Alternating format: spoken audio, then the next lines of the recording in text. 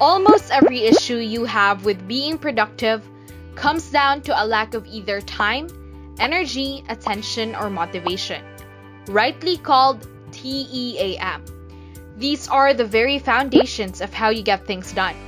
Look back at your processes and see if it hits these 4 elements. Time. How to find more time to work on what truly matters. Time is a zero-sum game.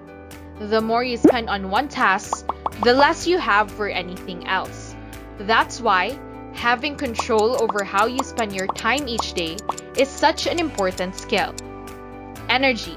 Prioritize your tasks, time, and health.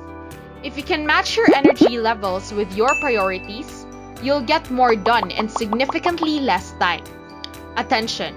Single tasks and rebuild your focus muscle. A controlled environment, better tech habits, more breaks, and less multitasking in email will help rebuild your focus. Not only does single tasking like this help you avoid the trap of being busy but doing nothing, it also helps you stay motivated. Motivation. How to harness the power of consistent productivity. Motivation is what ties everything in the TEAM framework together.